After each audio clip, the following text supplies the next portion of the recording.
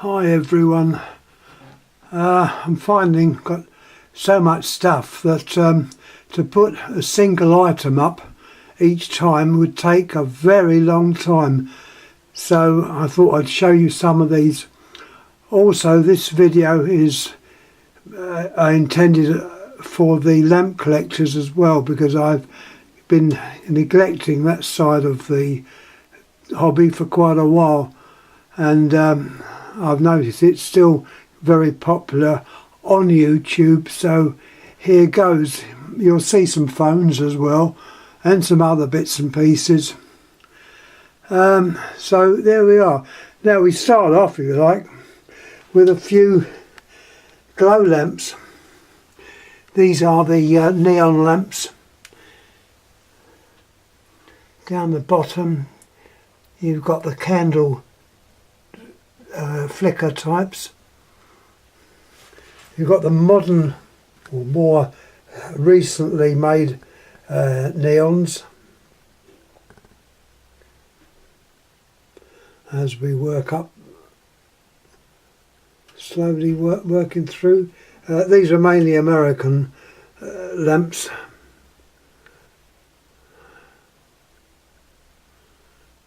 Very small indicators. I say the easiest way of displaying these is to, as I say, to put them onto a board and pin them up. It means it's rather difficult to photograph them singly, but there again there's so many I would have them in time to do it. And we're still going up, still full of neons. These are mainly 110 volts with neons. Be careful, make sure you've got the right voltage on them or you'll blow them quite easily. The tubulars at the top I think are for voltage, either regulators or to test whether they're showing the full voltage. I'm not too sure, they're obviously old ones. And at the very top you've got a very old lamp. That's not a neon, by the way. Pip top, American. So many interesting bits and bobs.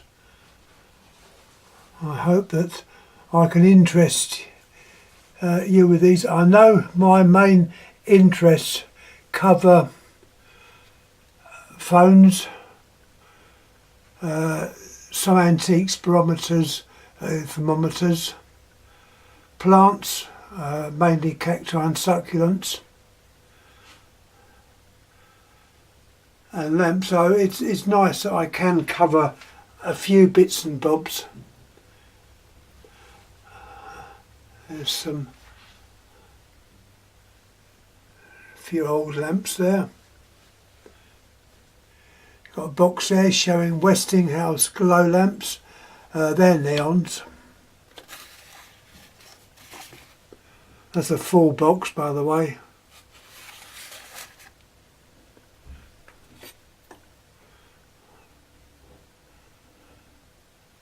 Candle lamp.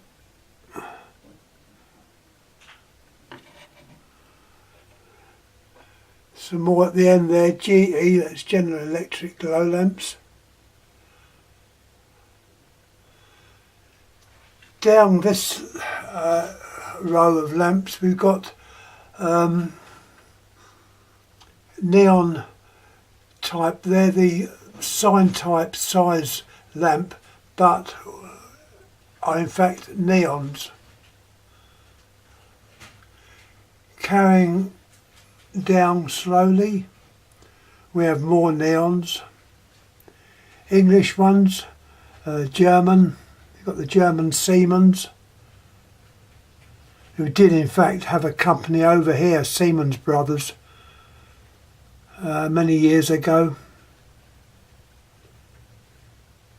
Go down them slowly. hoping they'll show up okay when they appear on YouTube. Just don't know at the time. Now there's an interesting one. That would have been used in the old trolley buses. I don't know how they were used, but they were definitely used for trolley buses. And if this suddenly goes out, I'll have to put a new battery pack in. But there's so many, you know, if I end here, I could easily start another one. That was also by Siemens Brothers, I believe. My memory's not as good as it used to be. Probably down to getting old. More neons. We can go all the way down.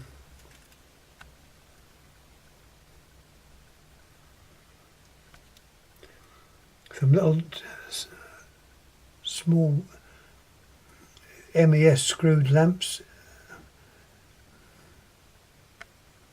ending up with another sign type neon. I know I'm not mentioning about the phones. I can do them another time as well. Now let's have a look on this show. We've got quite a few other bulbs. We've got the old favourite. This is a beehive neon. This is an English one by, I think it's probably got the Osram name on it. It's British. These occasionally turn up on YouTube, not YouTube, eBay. They can be quite expensive. I remember these in the 1950s, I think it was, being sold in electrical shops as night lights, and they were 4 shillings and 9p. Don't ask me what that is in the new money we use, or in euros or anything else. 4 shillings and 9p, remember well. Let's have another look, see what we've got at the back here. This battery seems to be holding out.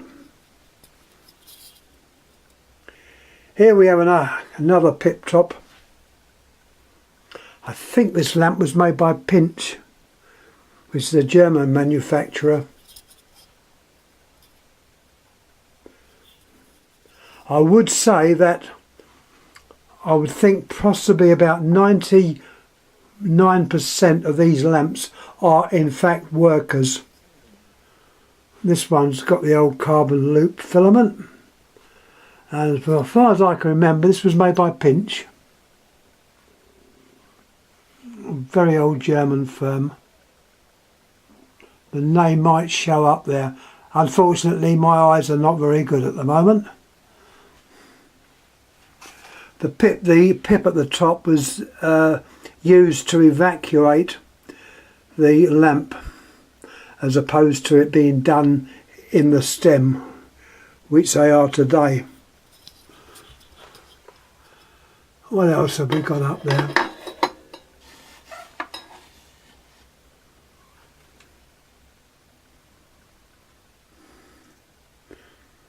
Nothing particularly unusual. Well, it is in this country. It's actually American. These were used in the big stand-up refrigerators, or in the ornamental fan, the lights that go round on the ceiling. Mesa worker as well, 110 volts by the way. Screw-in base.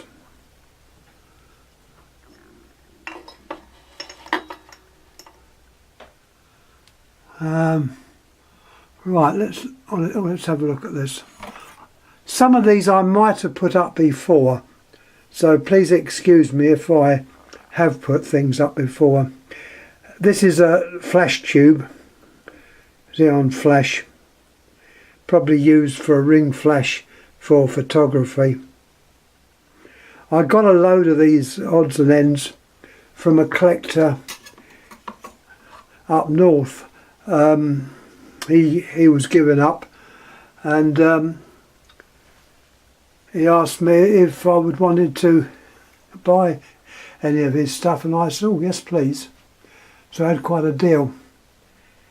Anyhow, looking along, I can't reach everything. At the moment I've had to move stuff.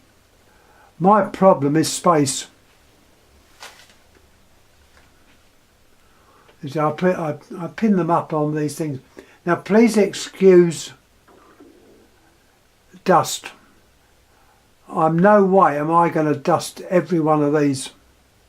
The dust is antique, so's the bulbs. Let's focus, look more details.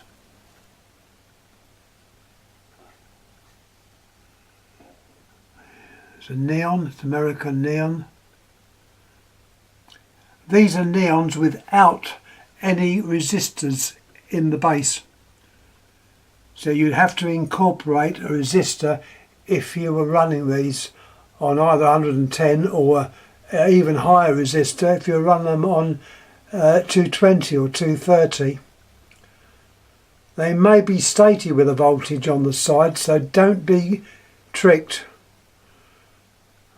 Make sure there's a resistor put in line before testing these, because as I said before, if they're connected straight up to the mains, there'll be an almighty bang and the electrodes will be scattered within the glass if the glass hasn't broken.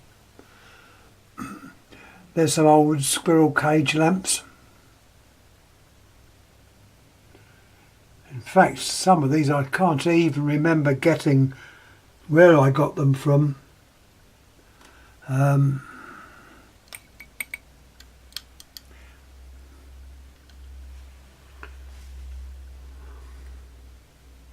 That one, there's one of the 1953 coronation neons. I've got another one here.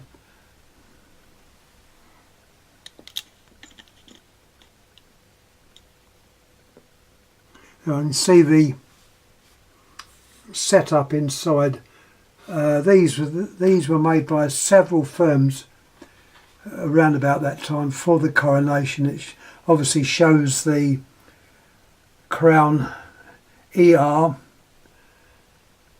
and they were in neon. These are quite rare. Looking at some of the others, that's a fairly large carbon lamp, possibly used as a heater. There's another one there, interspersed with car headlamp bulbs. When I say car headlamps, I mean cars that are probably manufactured in the 1930s, 40s. Now they're totally different, mainly LED. We've got a German neon.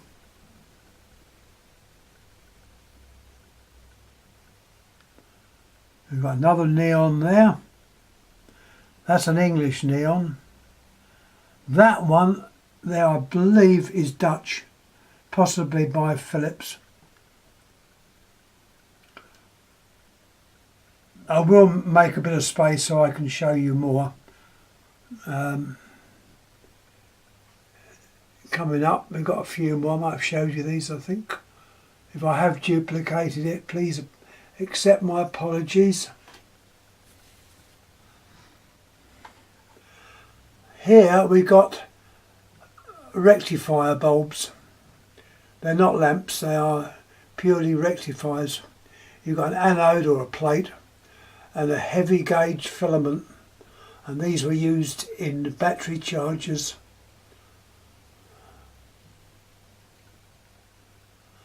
Coming along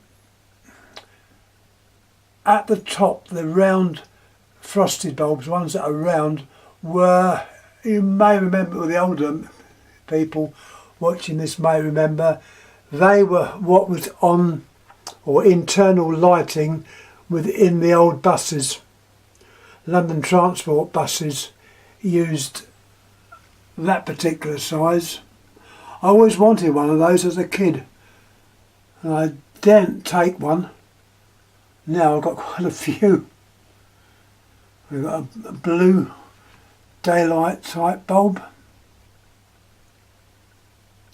We've got mains lamps. That's the mains one. That's not a bus lamp. That's mains decorative type. We've got another one. That's possibly for a studio. The different arrangement in filaments. You've got some oldies there. A pip top. Another pip top.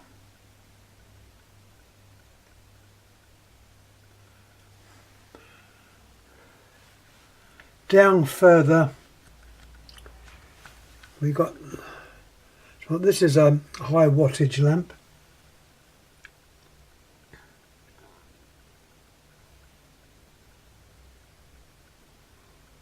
If I was to go through every detail, I'd be here for years. So it's just a quick video showing some of the lamps. A lot of these you'll probably recognise.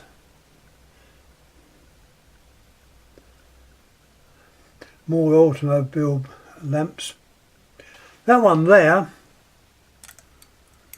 is was used on the railway signalling. You've got two filaments. The lamp can only be put in one way. It's a bayonet cap with 3 lugs. A little bit unusual. This very large lamp here I've had many years, and I'm pretty sure would have been used in a fairground. The old fairgrounds used to use quite large lamps. No name on it, nothing. The filaments all joined.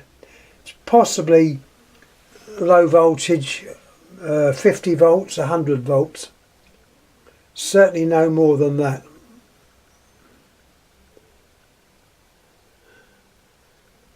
Next to that we've got I didn't even know I had that, a carbon lamp, a heater lamp. Normally these you'd see with an orangey coating, and they would be used in the old-fashioned electric fires. I have put one of these up. My one's downstairs. It's a GE job. Very nice. Studio type lamps. And that is a twinned filament. When I say twin filament, it's 2 filaments in parallel, which is a carbon. I was lucky to get hold of that. But please excuse the dust. Now the sun's, well, not the sun, it's just shining, the light's coming through the window. It's making the dust a bit obvious. Now I'll shoot this round. The lighting is one of these Lotus lamps. Not old, but it's called a Lotus lamp. I'll go a quick show what is available. We'll give more close-ups of these as we go. Looking down below, you can see now why I'm having great difficulty in getting round. These boxes will be gone through and just checked what is actually in them. Some might be done as separate examples, and I haven't been in the loft yet, so there's quite a few in there, plus electrical bits, old plugs and sockets from round the world. All things I've picked up from mainly boot sales, particularly my favourite one, which was at Wimbledon, which is no more. It's a great shame. It's been off now for a year. Turning right round, I've got a few more on here. Decorative lamps. It's a mixture of English, American. You've got more carbons. I do rather like the carbons. More bus bulbs. And yeah, they did make clear ones. There's a clear one there.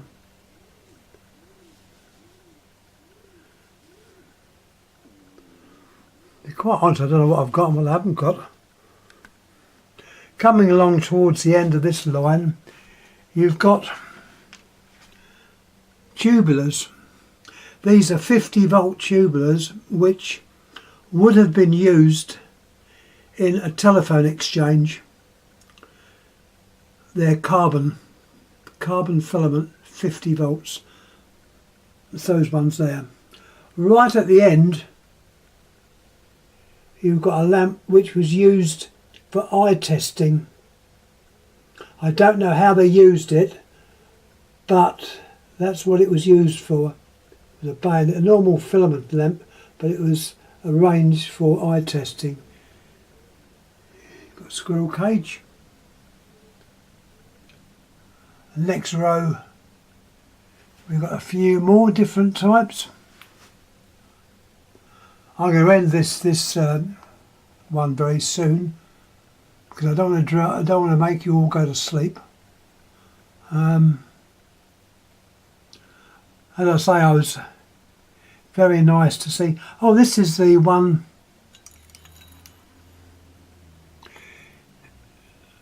It's a UV producer of light. I noticed Alex has got one of these that he's put up. His one's brand new, even in the original wrapping. This was one that came from the gentleman up north. They were used at one time for sterilisers. You put them in like a sleeve to prevent the water getting to them, but the water would pass over them and sterilise it to clean any algae that was in the water. Made by Philips, but take care when lighting this up. Put it either in a jam jar or some other glass so you do not get the radiation or the UV light, which can cause skin troubles and affect the eyes. Talking about eyes, there's another one of these lamps that the opticians used to use.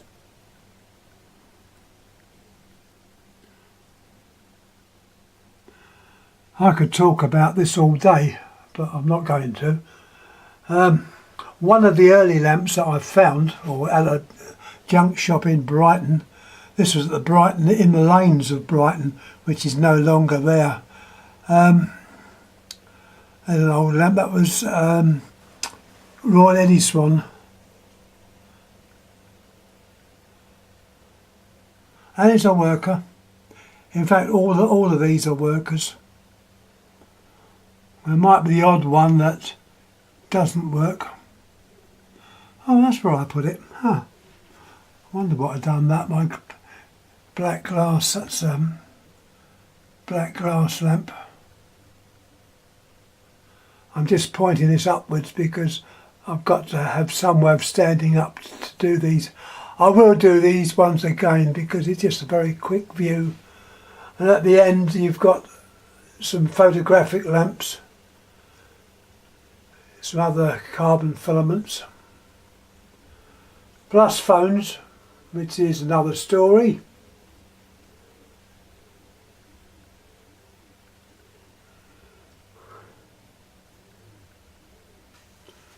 That red lamp there would have been from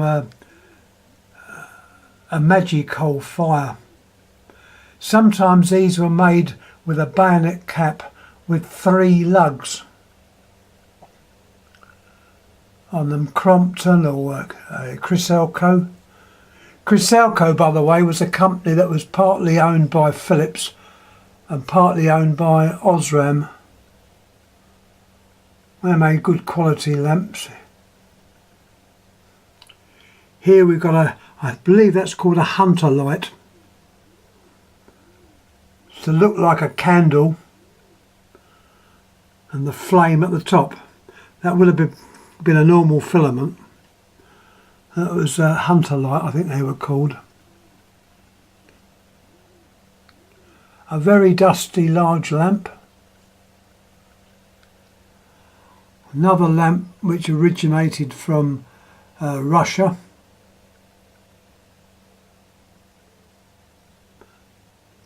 I believe this would have been a gunshot or a gun sight lamp, but I'm not 100% sure, so don't quote me on that.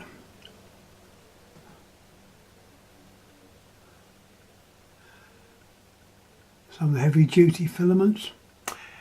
Anyhow, thanks for watching a few lamps, well, more than a few.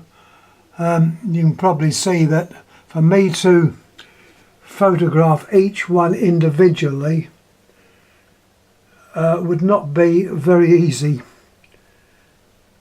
So I'll slowly work through stuff. These phones, although phones I like to do singly, they're more easy to do singly, but obviously not the lamps. Anyhow, any comments please make. This video is actually made for, well, it's made for all of you, but particularly for Alex, who has just subscribed to me, and another gentleman whose name unfortunately I've forgotten, and anyone else interested in these older lamps. Please enjoy, please comment, good or bad, preferably good, and we'll take it from there. Anyhow, thanks again for watching, and I'll catch up later on some other stuff.